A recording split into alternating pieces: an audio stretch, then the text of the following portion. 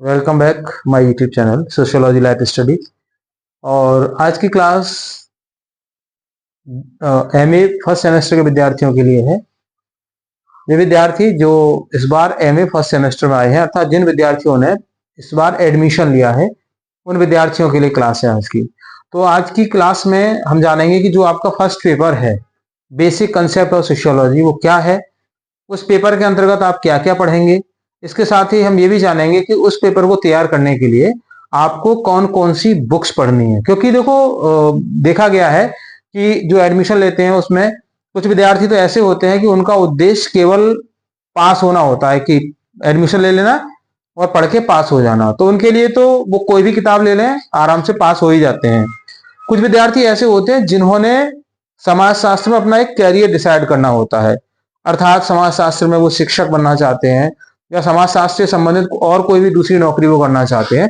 तो इसके लिए आपको एक प्रॉपर तैयारी करनी होती है, एक प्रॉपर नॉलेज सोशियोलॉजी की आपके पास में होनी चाहिए। तो उसी के बारे में हम बात करेंगे कि कौन कौन सी वो बुक हैं जिन बुक्स के माध्यम से आप एक ब्रॉड नॉलेज इस पेपर की कलेक्ट कर सकते हो। तो चलिए शुरू करते हैं इसको। और पेपर है जिसका नाम है बेसिक कंसेप्ट ऑफ सोशियोलॉजी। इस पेपर में कुल मिलाकर के आपकी एक एक दो तीन चार पांच पांच यूनिट्स है, नहीं बहुत शॉर्ट सिलेबस है आपका, इसमें ज्यादा बड़ा सिलेबस नहीं है। 5 यूनिट्स है। 5 यूनिट्स में आपको पहली जो यूनिट है उसमें आप क्या पढ़ेंगे, meaning, nature, scope and significance. मैं आपको बता दूं जानकारी के लिए कि अगर आपको थोड़ा बहुत याद रहा हो तो जो बीए फर्स्ट सेमेस्टर का पेपर होता है उसी का सिलेबस इसमें मैक्सिमम आपको मिलेगा।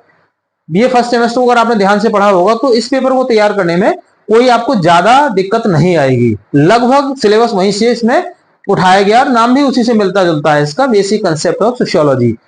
तो मीनिंग अर्थात अर्थ, नेचर प्रकृति, स्कोप विषय क्षेत्र और सिग्निफिकेंस मीन्स समाजशास्त्र का महत्व।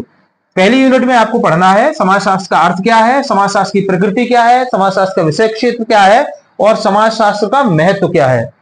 जो यूनिट सेकंड है इसकी, उसमें है बेसिक कंसेप्ट्स। बेसिक कंसेप्ट्स के अंतर्गत सोशल स्ट्रक्चर, जो सामाजिक संरचना है सोसाइटी की वो क्या है, सोशल फंक्शंस, सामाजिक प्रकार क्या है, कैसे सोसाइटी फंक्शन करती है।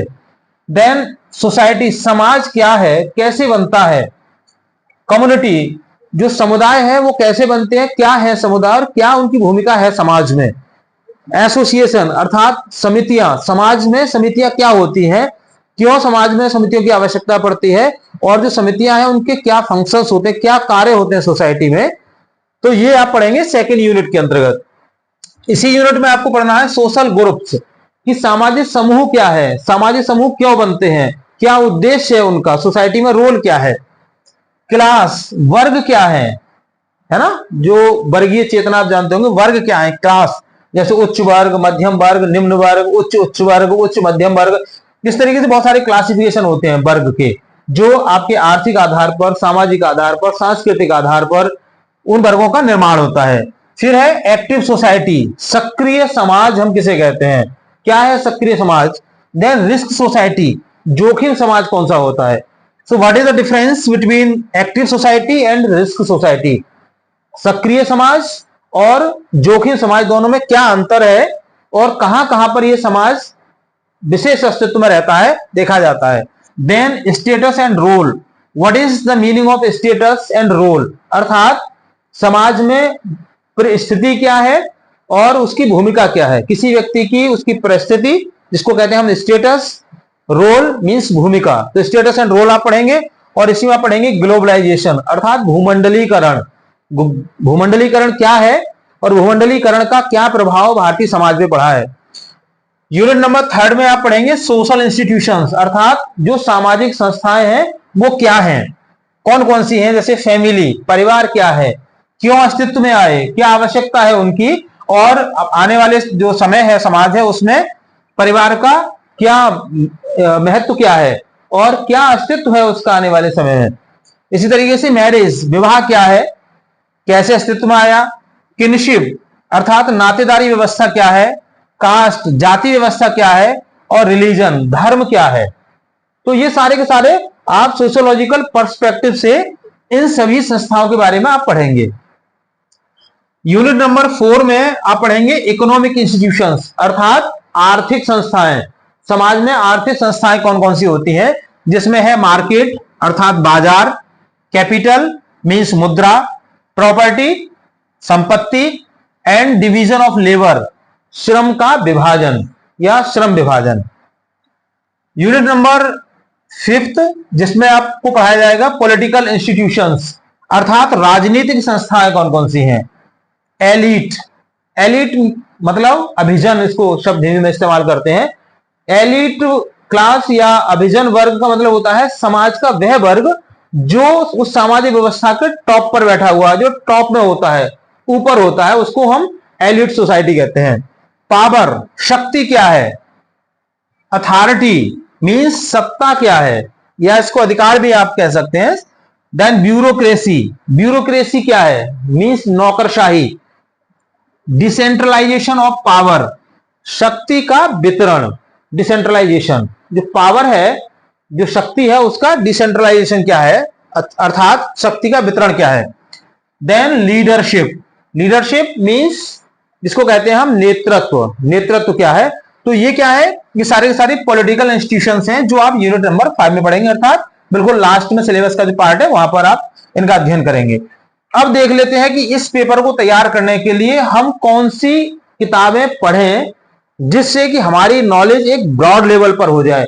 हमें सिर्फ पढ़ के पास ही नहीं होना, बल्कि हमने कुछ और टारगेट किया हुआ है, जैसे मुझे नेट जीआरएफ करना है या मुझे सिविल की तैयारी करनी है। मैं समाज शास्त्र को विषय के रूप में लेकर के सिविल की तैयारी करने की मेरी इच्छा है। तो देखो वो एक दिन में तैयारी नहीं होती, उसका सीधा सा फंडा होता है कि आपको डे 1 से ही अपनी स्टडी को प्रारंभ कर देना चाहिए। अर्थात जब आप एमए कर रहे हैं तो एमए करने का मतलब ये नहीं है कि केवल पास हो जाना, मतलब है कि आपके पास वो नॉलेज भी हो। तो अच्छी नॉलेज के लिए आपको अच्छी किताबें पढ़नी पड़ेंगी, केवल मोबाइल फोन देखने से आपको नॉलेज नहीं मिलेगी। मेरी बात को ध्यान से समझ लीजिए। सभी विद्यार्थियों से मेरी विशेष अपील है, क्योंकि आपके पास कोई ऐसा फिल्टर नहीं है जिससे कि आप ये जांच सकें कि जो ऑनलाइन क्लासेस आप ले रहे हैं उस ऑनलाइन क्लासेस में जो आपको मटेरियल प्रोवाइड कराया जा रहा है वो ऑथेंटिक है या नहीं भी है। क्योंकि आप देखेंगे कि ऑनलाइन में आप तमाम ऐसे चैनल्स बने हुए हैं, ऐसे तमाम लोग पढ़ाने के लिए उतर पड़े हैं जिनको कोई खास नॉलेज नहीं है और वो पता नहीं कहां से ला करके और आपको अवेलेबल करवा रहे हैं उस लिटरेचर को। तो ऑथेंटिक लिटरेचर होना बहुत जरूरी है। तो इसके लिए बेहतर ऑप्शन आपके पास होता है कि आप अपनी पढ़ाई केवल किताबों से करें।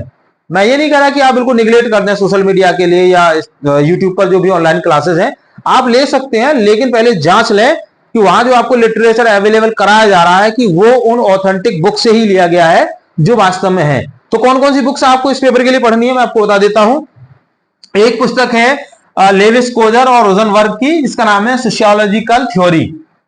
राइटर है मतलब कोजर, लेविस कोजर और रोजनबर्ग।